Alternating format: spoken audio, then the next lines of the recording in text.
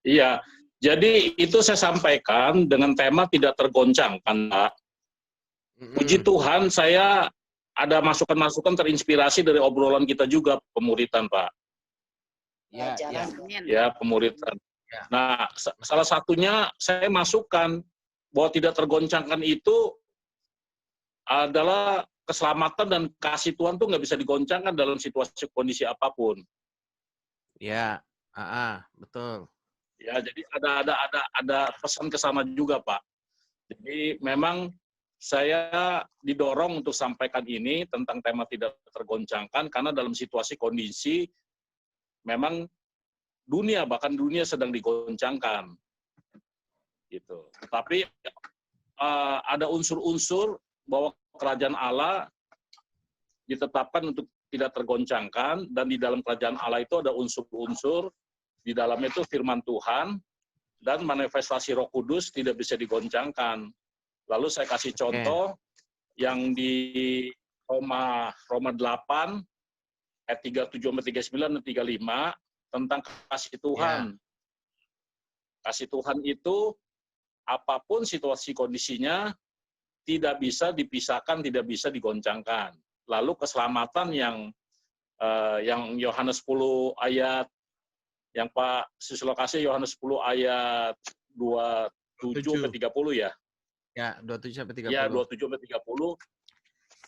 Keselamatan saya bilang juga tidak ada urusan dengan situasi dan kondisi, apapun tidak bisa digagalkan, tidak bisa digoncangkan. Nah, jadi ada masukan-masukan itu juga yang saya masukkan, Pak. Jadi ada poin-poin lainnya ya tentang itulah, kurang lebih tentang itu, Pak. Nanti lengkapnya bisa nonton di YouTube-nya, Pak. Oke, mantap. Setuju. Memang ketika kita bicara kerajaan Allah kan bicara otoritas, bicara tentang kasih, ya itu pasti sudah keselamatan. Itu nggak bisa digoncangkan memang. Jadi ketika Yesus bicara kerajaan Allah itu bicara hal yang luas itu. Betul. Cuman memang saya coba tidak terlalu melebar gitu ya, saya arahkan beberapa poin aja, Pak. Oke. Nanti di pertemuan ini kita lebih banyak diskusi juga ya. Yang kita sharingkan itu. Oke. Nanti di pertemuan ini kita lebih banyak diskusi, lebih santai, lebih rileks, boleh berbagi satu sama yang lain, apa yang didapat dan sebagainya. Kita mulai dengan doa dulu yuk. Ko Goming boleh pimpin doa, Ko Goming.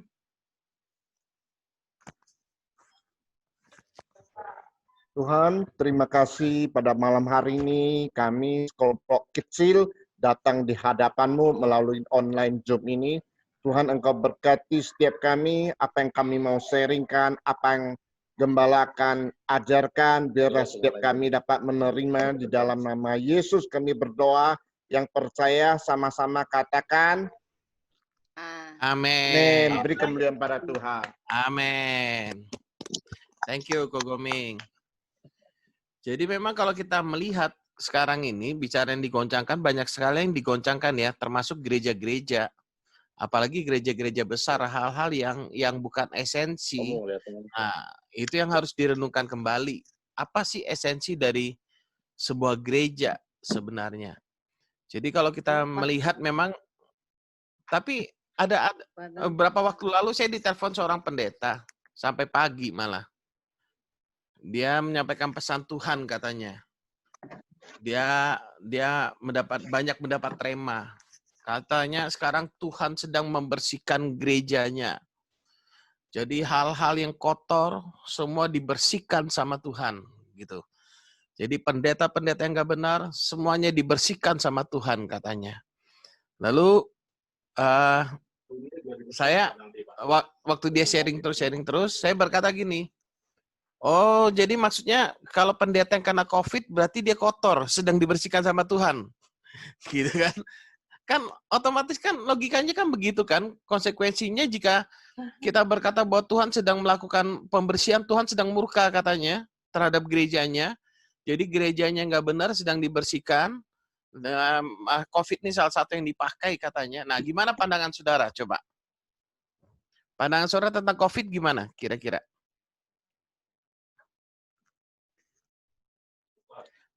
Apakah ini memang Tuhan sedang marah? Atau gimana ini kira-kira? Tuhan punya rencana, Roma 8 ayat 28. Apa rencananya? Ya, memurnikan kita. Iya, bagaimana? Supaya kita lebih lebih Penelitian kena berarti lebih nggak dekat benar Tuhan. dong. Supaya lebih apa? Bumi Fong? Supaya lebih dekat Tuhan, lebih bertumbuh, lebih pokoknya ya hidup yang benar lah, supaya memurnikan hidup kita lah. Maksudnya ini udah Berarti memang udah akhir zaman, udah memang seharusnya semuanya terjadi, Pak. Itu memang udah tulis dalam Alkitab. Semuanya memang udah seizin Tuhan, semuanya memang harus terjadi begitu, tanda-tanda akhir zaman. Oke. Terus yang lain gimana yang lain? Ada yang setuju? Gimana? Mari utarakan pendapat yuk, kita santai karena kita diskusi nih. Pendalaman ini lebih banyak kita diskusi. Ya nih Rudi nih. Rudi, kamu kan Ayo, seneng baca Rud. tuh. Seneng Gimana, baca Rud? apa pendapatmu? Seneng belajar dia. Boleh, silakan. Sudah saya unmute, Rud. Pak Rudi. Ya, Apa ya? gimana pandangannya? Ya pandangannya saat pandemi ya semua orang juga terkena dampak. Jadi ya semuanya harus introspeksi diri lah masing-masing. Kalau dibilang pendeta yang kena COVID apa itu nggak benar, saya rasa nggak juga ya. Ya itu kan hanya ya memang ini kan kayak seperti Ayub, dia kena masalah diizinkan Tuhan, ya bukan berarti dia nggak benar juga kan. Ya saya memang dikatakan itu di buku yang Pak Susilo tulis, saya udah baca semua. Ya, Hebat tuh baca semua nih. ya kalau dibaca 2 hari selesai sih itu. Ya, betul. Apalagi di Betul. rumah Memang. nggak ada kerjaan, selesai saja 2 hari. Ya memang Ya. ya keselamatan itu tidak bisa diganggu gugat. Orang yang sudah percaya, ya itu pasti diselamatkan. Ya bahkan dulu saya bertanya-tanya, ya kalau orang percaya mati tiba-tiba ditabrak kecelakaan, apakah dia tidak selamat? Ya, itu kan hanya rencana Tuhan, kita nggak tahu. Tetapi keselamatan itu tidak bisa diganggu gugat. Dia udah percaya, dia pasti diselamatkan. Ya itu banyak. Setelah saya baca banyak juga yang pertanyaan-pertanyaan saya, ya akhirnya terjawab sendiri karena itu. Ya seperti ya bencana-bencana bukan berarti Tuhan tidak suka sama kita. Ya, itu mungkin ada rencana dia, apa yang harus kita kerjakan ke depan, ya kita ikutin saja. Ya. Ya itu saja pendapat saya sih. Oke. Yang lain?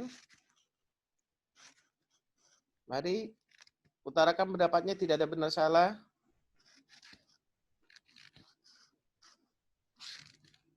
Mari yuk. Ada lagi pendapat lain? Dina, Marta, Gilbert. Jangan bertapa terus, Bet. Keluarkan suaramu, Bet. Ya saya sih, kalau menurut saya Pak, saya setuju tadi Bu siapa tadi yang bilang di Roma 8 ayat 28. Dan di dalam 2 Timotius 3 juga ayat 1 memang masa-masa sukar itu memang ada gitu. Dan di dalam Roma 8 ayat 28. 2 Timotius 3:1 apa itu, Marta? 2 Timotius 3 ayat 1. Oke, masa-masa sukar, oke. Masa-masa sukar. Jadi tapi kalau ada yang bilang membersihkan apa segala macam, ya kalau itu ya pandangan masing-masing lah. Tapi kalau bagi saya pribadi, intinya bahwa memang masa-masa sukar itu memang ada gitu. Dan kita kembali ke Roma 8 ayat 28 itu kita lihat bahwa segala sesuatu terjadi untuk mendatangkan kebaikan pada akhirnya. Gitu. Itu aja sih kalau menurut pandangan saya. Oke. Oke. Ada lagi yang lain mungkin?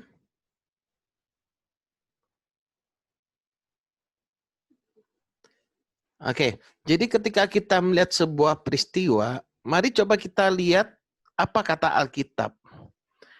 Sebenarnya ketika Tuhan ciptakan manusia dari kitab Kejadian, tidak ada bencana di sana, betul nggak? Tidak ada yang jahat di sana. Waktu Tuhan menciptakan manusia di Taman Eden, bahkan tidak ada kematian di sana, tidak ada sakit penyakit di sana. Waktu Tuhan menciptakan manusia, itu dalam kondisi yang sempurna. Semua keadaannya baik. Semuanya keadaan baik. Dan itu nanti akan terjadi lagi ketika kita di dalam kekekalan. Kemudian kalau kita lihat dalam Alkitab, kapan sih kehancuran itu mulai terjadi? Semenjak manusia jatuh dalam dosa, ketidaktaatan kepada Allah, itulah yang menyebabkan manusia jatuh dalam dosa. Nah, semenjak ketidaktaatan muncul dosa, apa yang terjadi? Pembunuhan terjadi. Hidup yang menderita terjadi. Adam harus bekerja, berpeluh. Hawa harus melahirkan dengan sakit bersalin dan sebagainya. Dan ketika manusia jatuh dalam dosa, coba lihat 1 Yohanes pasal 5 ayat 19. 1 Yohanes pasal 5 ayat yang ke-19. 1 Yohanes 5 ayat yang ke-19, kita tahu bahwa kita berasal dari Allah dan apa dikatakan? Seluruh dunia berada di bawah kuasa si jahat. Makanya kalau kita hidup di dalam kerajaan dunia ini, kita hanya mengandalkan dunia, berarti kita sedang hidup dalam kerajaan yang dapat tergoncangkan. Yang kalau tadi Pak Ferdi di awal ngomong. Tapi karena kita ini dilahirkan dengan benih ilahi, kita hidup dalam kerajaan Allah, maka kasihnya tak tergoncangkan, keselamatannya tak tergoncangkan, perlindungannya juga, penyertaannya juga sempurna dalam hidup kita sampai selama-lamanya. Nah, perlindungan dan penyertaannya sempurna bukan berarti kita nggak bisa mati. Ini kan begini, yang agak sulitnya kan begini, ketika kita bicara tentang kasih karunia, ketika kita bicara tentang berkat Tuhan, kita senang sekali kalau mengukur kebaikan Tuhan itu berdasarkan materi atau keadaan di sekitar kita. Padahal kebaikan Tuhan itu bukan diukur dari materi dan keadaan di sekitar kita. Kebaikan Tuhan itu nyata ketika kita melihat salib Kristus, pengorbanan yang sempurna. Dan Alkitab mencatat ketika kita berada di dalam Kristus, kita menjadi kaya dalam segala sesuatu. Dalam perkataan, dalam hikmat, dalam pengetahuan, dan sebagainya. Itu semua bukan berkaitan dengan materi.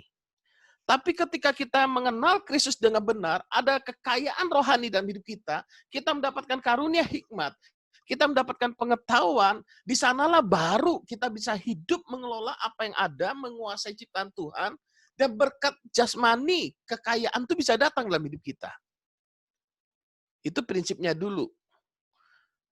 Tapi bukan berarti ketika kita hidup benar, ketika kita hidup yang tulus, selalu kekayaan datang dalam hidup kita, selalu keadaan baik seperti yang kita inginkan. Alkitab mencatat bisa terjadi penderitaan. Kan ada dua penyebab penderitaan. Menderita pukulan karena dosa. Yang kedua menderita karena apa?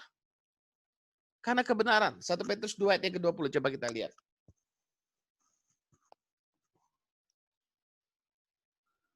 1 Petrus pasal 2 ayat yang ke-20. 1 Petrus pasal 2 ayat yang ke-20 dikatakan, sebab dapatkah disebut pujian jika kamu menderita pukulan karena kamu berbuat dosa? Jadi ada orang menderita karena dosa, itu salahnya sendiri, bukan Tuhan hukum dia. Itu konsekuensi dari dosa. Ya. Tetapi jika kamu berbuat baik dan karena itu kamu harus menderita, maka itu adalah apa? Kasih karunia pada Allah. Kalau karena kamu berbuat baik, kamu harus menderita, itu kasih karunia pada Allah. Makanya kalau kita mengerti Alkitab secara keseluruhan, kita tidak akan mengalami kebingungan. Kenapa? Saat-saat ini, kondisi-kondisi seperti ini, banyak iman, dalam tanda petik orang Kristen luntur. Mereka yang percaya bahwa Tuhan harus memberkati mereka dengan berkat kekayaan jasmani, ketika mereka taat melayani Tuhan, banyak yang luntur saat ini. Banyak yang goyah imannya.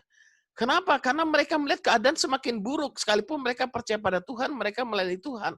Makanya kita kenal dengan teologi kemakmuran, saat ini sedang luntur semua. Sebagian. Saya mendengar ada orang-orang yang tertentu yang katanya Kristen, tapi mulai meninggalkan Tuhan. Kenapa?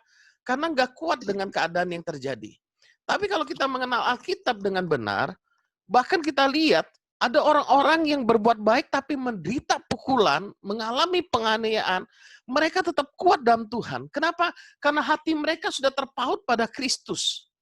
Mau dalam segala keadaan apapun, kasih Kristus memelihara hidup mereka, dan mereka benar-benar mengalami kasih Tuhan yang tak tergoncangkan. Seperti yang tadi Pak Ferdi di awal share. Karena kasih Tuhan yang tak tergoncangkan yang kita alami, saudara tahu nggak? Apa yang ketika kita bicara tentang kasih yang tadi Pak Ferdi share itu sebenarnya luar biasa sekali. Hanya orang-orang yang mengalami kasih Tuhan yang bisa bertahan saat-saat ini. Kalau orang cuma tahu tentang kasih Tuhan, belum tentu bisa bertahan. Tapi orang yang menyadari betapa besarnya kasih Allah, pengampunan yang daripada Tuhan, membuat dia jatuh cinta dan tergila-gila kepada Tuhan. Hanya orang-orang seperti itu yang bisa bertahan dalam iman saat ini. Tapi orang-orang yang datang ke gereja dengan motivasi uang, motivasi cari nama besar, menjadi pendeta hanya karena pekerjaan, gitu ya, supaya ada dapat makan. Nah, ini orang-orang gini akan goyang ini. Ini sudah jelas akan goyang. Sekalipun dia pendeta, mau master, mau doktor, kita bisa lihatlah. Akan goyang, mereka mulai meragukan Tuhan dan sebagainya. Tapi kalau orang-orang yang mengalami kasih Tuhan, dia melayani dengan hati yang tulus dalam segala keadaan, dia rela menderita. Makanya kalau kita lihat para rasul, murid-murid Yesus, sebagian besar matinya sebagai martir semua. Betul nggak? Apakah Tuhan tidak melindungi mereka? Apakah Tuhan tidak menyertai mereka? Kalau orang hanya mengukur secara materi, mereka melihat Yesus seperti mati konyol di atas kayu salib. Murid-murid seperti mati konyol. Tapi mereka bukan orang-orang yang mati konyol. Mereka adalah orang-orang yang hidup dalam panggilan Tuhan. Gitu ya. Jadi sederhana sebenarnya. Kita menyadari bahwa dunia sudah berada di bawah kuasa si jahat. Kita hidup dalam dunia. Selama kita hidup dalam dunia, kita bisa kena dampak. COVID ini akibat dosa, bukan karena Tuhan. Saudara tahu ada yang merancangkan, oh ini senjata biologi dan apapun sebagainya. Ini karena dunia sudah berada di bawah kuasa si jahat. Tapi kabar baiknya, ingat yang seperti tadi Pak Ferdi katakan, kita berada dalam kerajaan yang tak tergoncangkan. Kita punya otoritas. Kasih Tuhan dalam hidup kita. Apapun yang terjadi pada kita, selalu kita ingat, kasih Tuhan gak pernah habis dalam hidup kita. Mungkin ada yang kena COVID, selalu ingat, kasih Tuhan gak pernah habis dalam hidup kita. Dan kalau kita mati pun, ada jaminan keselamatan. Pasti masuk surga. Nah, mereka yang mengalami ketakutan luar biasa adalah mereka yang tidak menyadari kasih Tuhan dan tidak mempercayai bahwa Tuhan menyertai mereka sampai dalam kekekalan. Tidak ada seorang pun yang mau kena COVID. Tidak ada.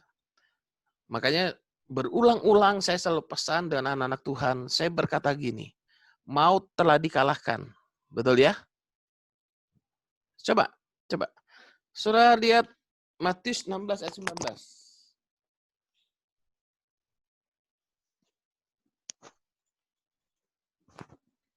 Sorry.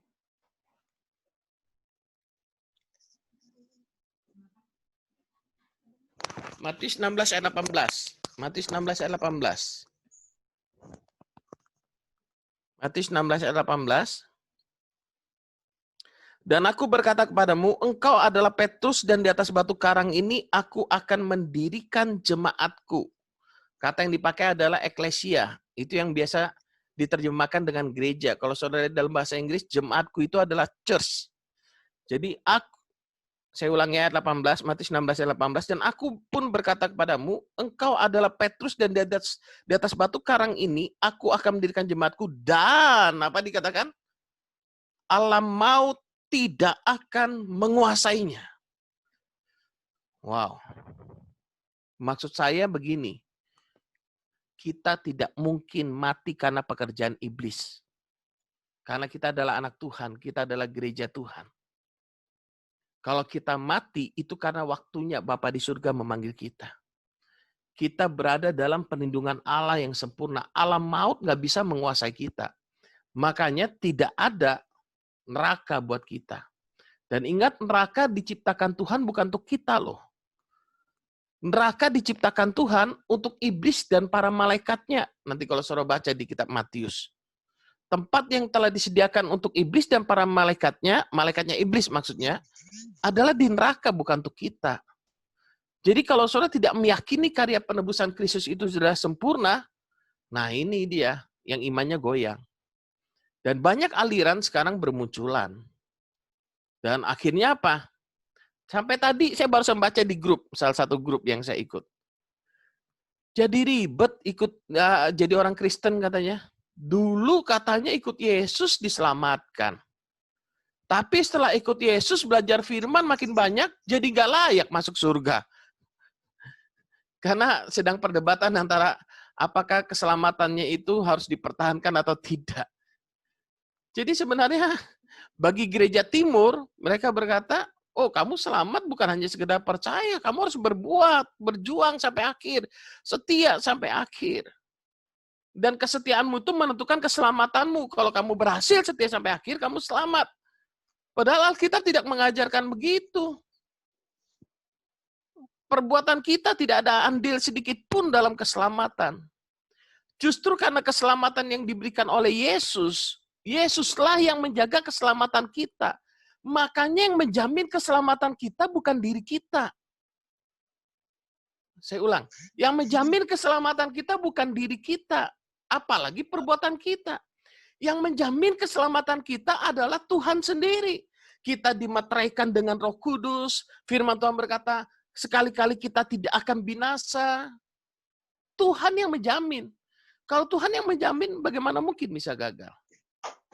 Nah, ketika orang mati karena COVID, itu bukan karena dia nggak bersih lalu Tuhan bersihkan. Bukan. Ya karena waktunya saja mungkin.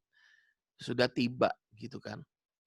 Makanya kalau belum waktunya kita nggak akan mati. Karena kita adalah anak-anak Tuhan. Kita adalah pribadi yang dipelihara oleh Allah sampai selama-lamanya. Ini dulu yang menjadi dasar. Jadi hati-hati dengan pengajaran yang berkata, oh Tuhan sedang bersih-bersih gerejanya. Ini pemurnian sedang dimulai dari gereja Tuhan. Gereja Tuhan sedang digoncang supaya muncul yang murni. Gitu ya. Saya setuju, ada banyak ketidakmurnian dalam gereja. Saya setuju. Tapi prinsipnya begini, Yakobus 1 ayat 17, coba kita lihat, Yakobus 1 ayat 17.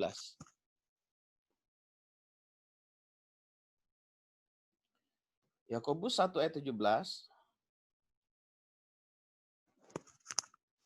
Yakobus 1 ayat 17, setiap pemberian yang baik dan setiap anugerah yang sempurna datangnya dari atas.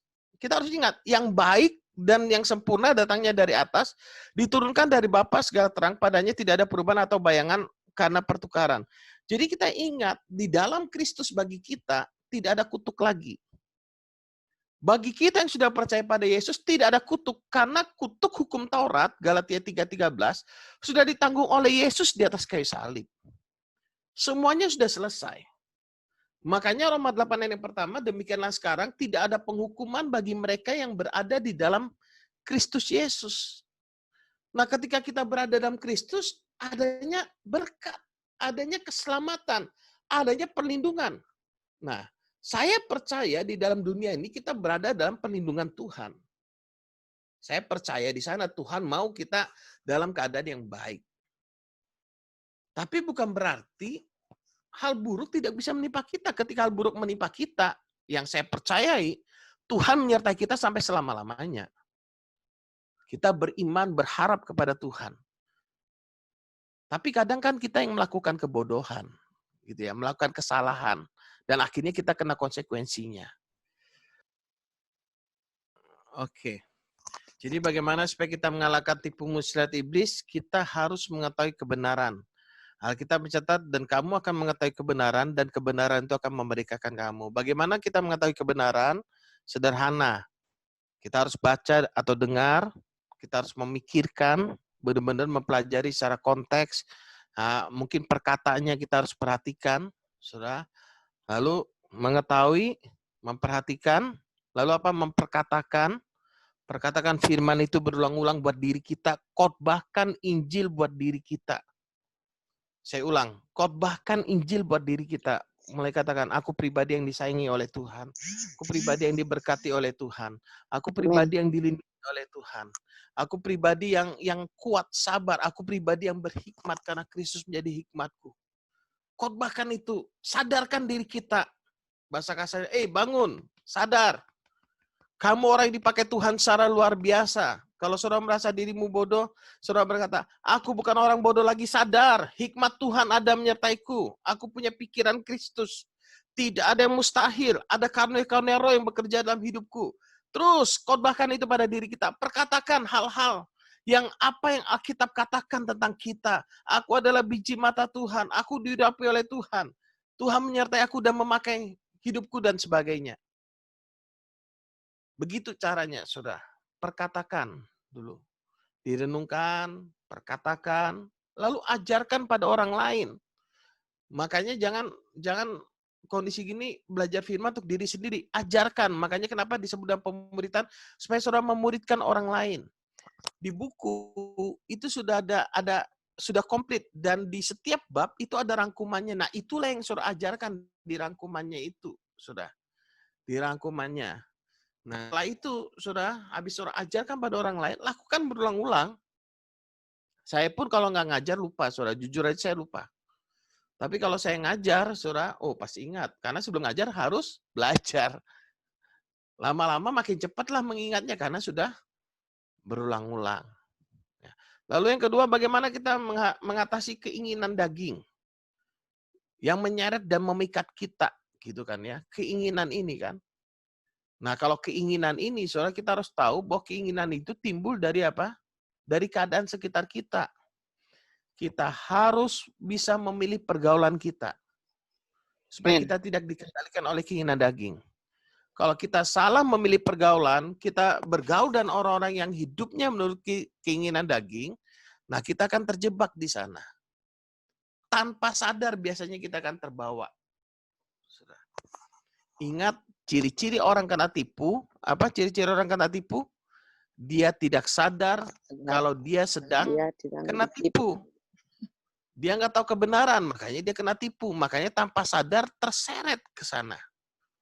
Pilih pergaulan dulu kalau saudara mau mengendalikan keinginan daging. Pilih pergaulan yang baik, saudara. Ketika kita bisa memilih pergaulan yang baik dan orang-orang yang hidupnya dipimpin oleh roh, maka kita akan ngikutin. Keadaan sekitar kita itu akan memberikan nilai-nilai yang baik dalam hidup kita. Memang bukan berarti saya berkata, kalau gitu yang nggak baik semua ditinggalin. Bukan. Kita bisa memberikan pengaruh yang baik kepada orang yang kurang baik. Jika fondasi kita benar. Jika kita sudah mengenal Tuhan dengan benar, kita punya fondasi yang benar, makanya kita bisa memberikan dampak yang baik kepada orang-orang yang belum kenal Tuhan. Atau orang-orang yang sudah kenal Tuhan tapi masih hidup sembarangan. Nah, karena itu pilih pergaulan kalau bicara keinginan. Lalu bagaimana kita supaya tidak terseret oleh keinginan? Arahkan mata kita, fokus kita hanya pada Kristus. Fokus terus sama Kristus. Sadari bahwa kita sudah mati bagi diri kita. Coba baca Roma pasal 6 ayat ke-11. Roma pasal 6 ayat ke-11.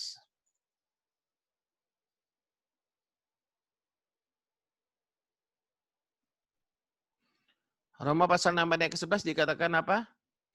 Demikianlah hendaknya kamu memandangnya bahwa kamu telah mati bagi dosa. Nah, ini cara supaya kita nggak diset oleh keinginan daging kita. Kita harus memandang kita sudah mati, kita sudah selesai. Gitu ya. Orang bisa buat kita tersinggung, tapi kalau kita berkata kita sudah selesai, kita sudah mati, kita melakukan segala sesuatu bukan untuk cari pengakuan. Kita melakukan segala sesuatu bukan untuk mendapatkan pujian. Kita melakukan segala sesuatu bukan untuk mendapatkan jabatan. Kita melakukan segala sesuatu yang terbaik karena kehadiran Tuhan dalam hidup kita yang menginginkan kita melakukan yang terbaik. Karena Tuhan yang kita punya melakukan yang terbaik yang mencerminkan kemuliaan Tuhan. Kita dipanggil untuk mencerminkan kemuliaan Tuhan, 1 Korintus katakan. Sudah. Jadi harus jelas dulu ini, sudah. Cara pandang kita harus benar. Pergaulan kita harus benar, cara pandang kita harus benar, sehingga keinginan kita jadi keinginan yang benar. Kalau kita memandangnya Kristus, maka yang keinginan kita adalah Kristus. Sudah. Kita nggak akan menginginkan yang lain lagi. Nah, mari hari-hari ini kita terus isi dan kebenaran firman, sehingga tidak ada tipu muslihat iblis yang bisa menguasai kita. Oke, mungkin itu dari saya. Mungkin ada yang mau bersaksi atau ada yang mau share atau yang mau menanggapin, boleh?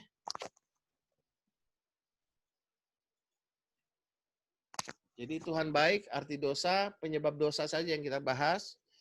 Saya nggak tunjukkan ayatnya, mungkin nanti kalau ayatnya lebih telaten Budita rasanya.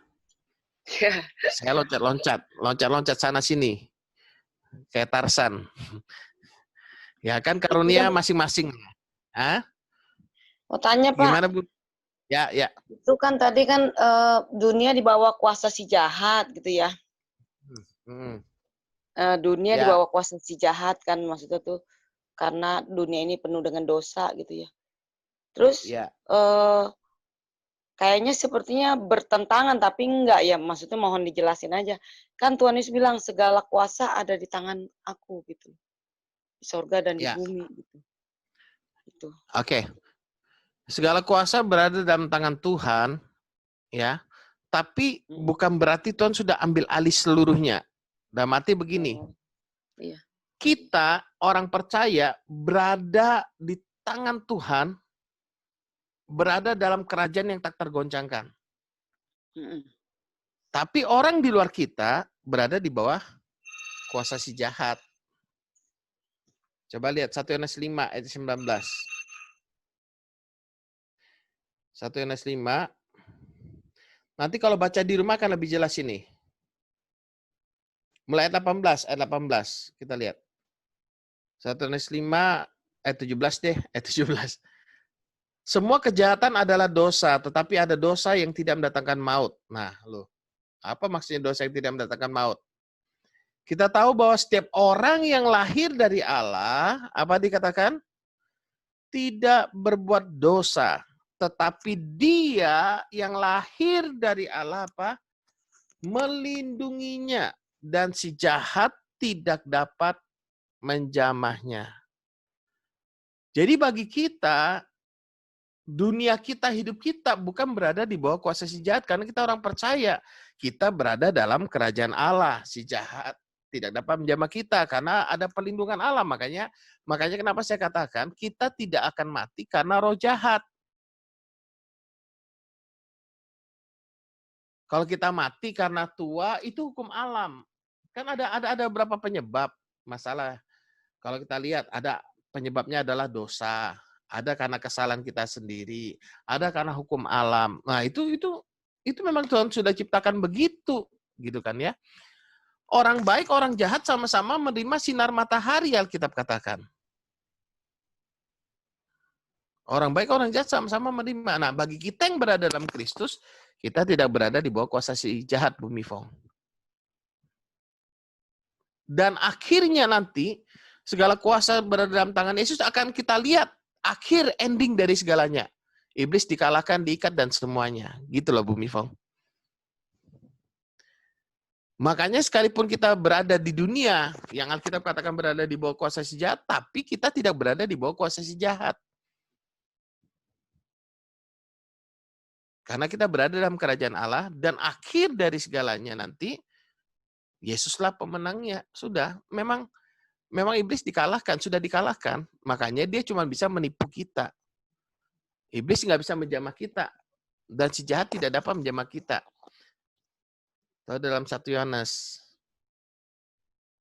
Gimana Bumi Fong? Ada pertanyaan lagi?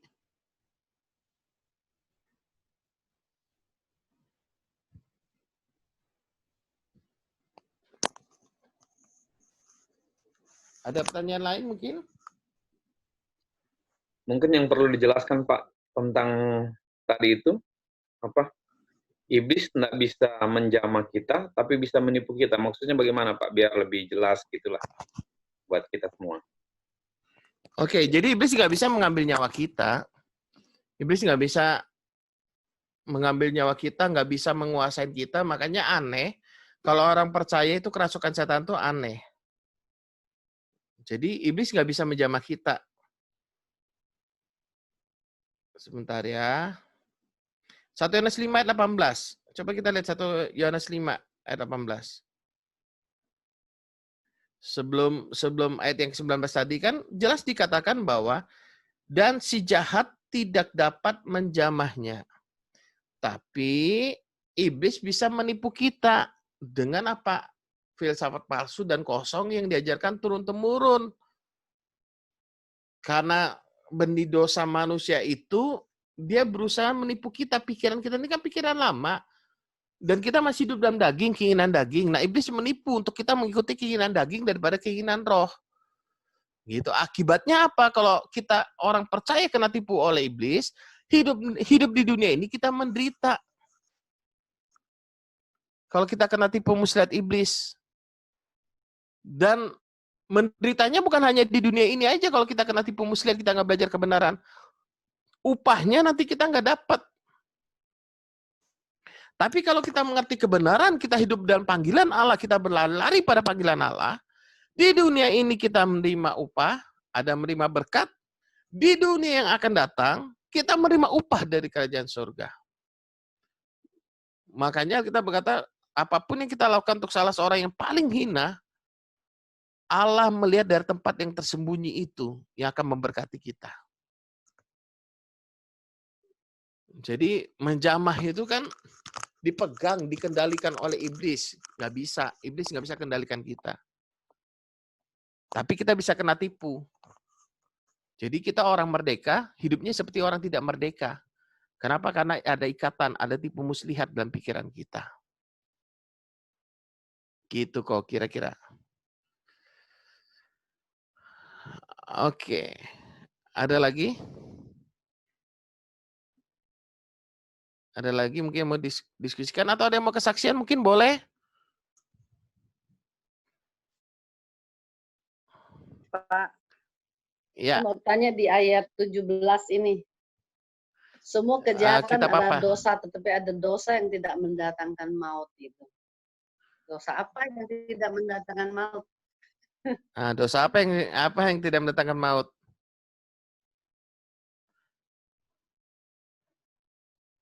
Yuk, mari. Ada pendapat nggak? Memang ada dosa yang tidak mendatangkan maut, Pak. Ya. Ada dosa yang mendatangkan maut, ada dosa yang tidak mendatangkan maut. Kira-kira dosa apa?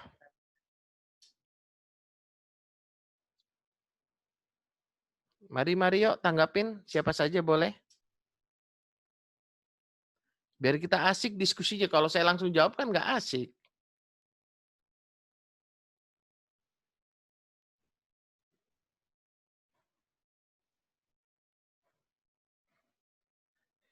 Yuk.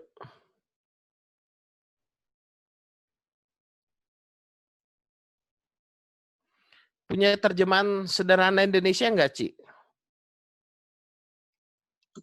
Ada. Di handphone kalau Android ada sih. Saya bacakan aja ya. Ayat 17 kan ya. Semua perbuatan jahat adalah dosa. Tetapi tidak semua dosa mengakibatkan kematian yang selama-lamanya. Dosa siapa yang tidak mengakibatkan kematian selama-lamanya? Kematian kekal ini. Jadi tidak mengakibatkan kematian kekal.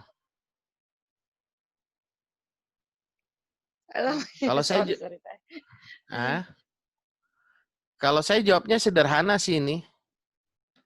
Dosa yang tidak mendatangkan maut adalah dosa yang telah ditebus.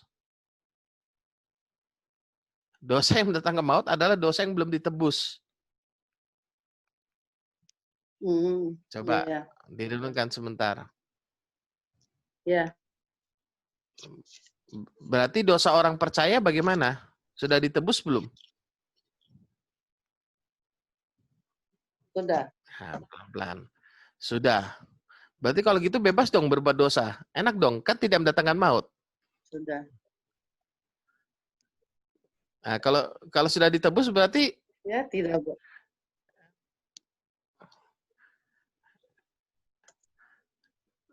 Sudah menjadi manusia ciptaan baru. Makanya ketika kita menjelaskan gini agak hati-hati juga. Karena kadang jemaat kan salah ngerti ya. Dipikir, bebas dong buat dosa. Enggak. Karena orang percaya dosanya sudah ditebus, makanya orang percaya itu tidak mengalami kematian kekal. Maksudnya masuk neraka. Ayat 18-nya kan jelas. Kita tahu bahwa setiap orang yang lahir dari Allah tidak berbuat dosa. Kalau dalam terjemahan sederhana Indonesianya, kita tahu bahwa setiap orang yang lahir, setiap kita yang sudah menerima kelahiran baru dari Allah, tidak bisa terus-menerus berbuat dosa. Karena Yesus anak Allah sendirilah yang selalu melindungi kita, sehingga iblis tidak bisa berbuat apa-apa terhadap kita. Gitu ya. Jadi, kita yang sudah dibenarkan, kita nggak akan rencananya mau berbuat dosa kan. Tapi kan kadang ada jatuh dalam dosa, bahkan dosa yang tanpa disengaja. Gitu kan. Ketika kita berbuat baik, kita tidak melakukan, itu juga dosa, sudah Alkitab berkata. Itu ada di Yakobus 3 atau Yakobus 4 ya. Coba lihat. Yakobus 4 ayat 17. Yakobus 4 ayat 17. Jadi jika seorang tahu bagaimana ia harus berbuat baik, tetapi ia tidak melakukannya, ia apa? Berdosa. Orang lagi di rumah nih, si Dodotnya. Nah, jadi ternyata dosa itu tidak selalu apa yang kita lakukan.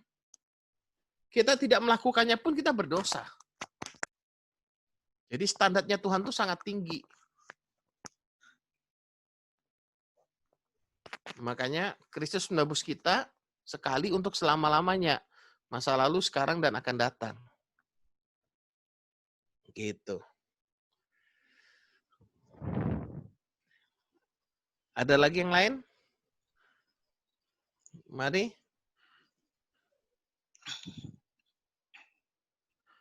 Yang mau bersaksi? Pak Sola gimana Pak Sola? Sudah jelas? Atau masih yang pernah sempat berada di ambang-ambang bayang-bayang maut? Sih, bahasa Alkitab. Bayang-bayang maut. Gimana Pak Sola?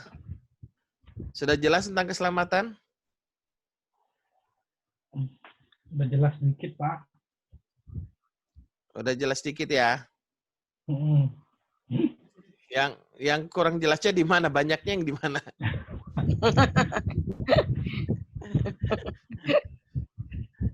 Karena masih perjalanan hidup masih panjang, masih nggak pernah cukup lah. Nggak pernah cukup ya? Iya, pasti selalu ada yang kurang. Karena masih hidup. Ya. Jadi masih ketakutan mati kita ya? Masih, Pak. Masih ya? Ya, nanti ikutin terus Pak Sola supaya lebih mantap, lebih yakin. Jadi Pak Sola ini sempat melewati masa-masa menegangkan dalam hidupnya. Iya. Jadi nggak tahu dia kena COVID atau enggak, cuman sempat mengalami gejala yang sama persis dengan COVID ya. Kita berdoa kesehatan sempurna ya Pak Sola ya. Oke, ada lagi yang lain? Mari.